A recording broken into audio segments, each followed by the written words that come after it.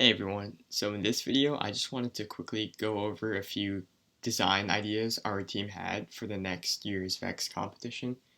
So this year is tipping point, where you have rings that need to be scored on goals. So the first piece of criteria we had in mind was that we needed some type of lift design, either a 4-bar or a double reverse bar, a double reverse 4-bar, and we're leaning more towards the double reverse 4-bar just because it gives us that extra height. And plus, one of the goals is, I believe, 10 feet tall. I'm not too sure about that specification, but there are some pretty high goals, and we want to be able to reach that because if you place a ring on the highest branch on the tower, you get 10 points, which is a lot of points.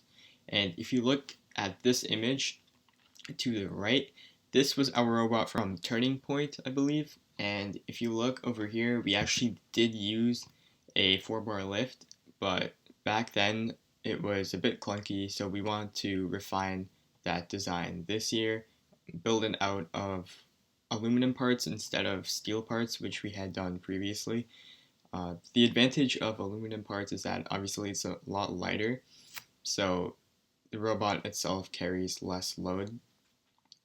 Now, apart from the 4-bar or the bar lift design, we needed a system to collect the rings.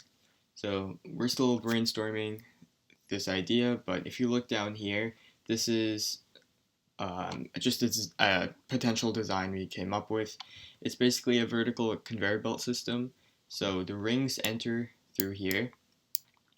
And as you can see, the rings are basically pressed up against the conveyor belt as they can move up and down. So this will allow us to collect the rings, and then we can then drop the rings off at the stations. And this is a pretty good design, but one potential problem with this is that it could be pretty hard to actually get the accuracy down when we drop the rings onto the branches, because you have to align the whole of the ring, with a peg. So that's one potential problem, but this is just a design we came up with. And we also needed some type of drivetrain, obviously, but we wanted specifically a 4-motor drivetrain just to give us that extra torque and then potentially extra speed. So also with our drivetrain, we wanted to use mostly aluminum parts to make it more lightweight, and thus it would be more quicker and we could get around the field a lot more easier if the robot was lighter. And one other thing I wanted to highlight upon was the 4-bar lift, specifically the back of the 4-bar lift. We could have two basically supports on the back of it that would allow us to lift the mobile goals while also collecting rings in the front. So this intake system would go in the front of the double reverse, but on the back we would have two supports. So as this bar moves up, these two supports will also move up, and that will allow us to potentially lift up the mobile goals. And also for the double reverse, we wanted a 12:60 gear ratio, so that's just one big gear and one small gear. We used this ratio for a robot 2 years ago, and it actually worked pretty well.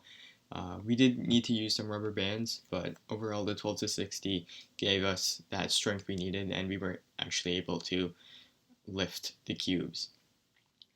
So with that being said, that's our initial thoughts, and if you guys have any comments or questions or any ideas that you'd like to share, please feel free to leave them down in the comments below. And thank you so much for watching.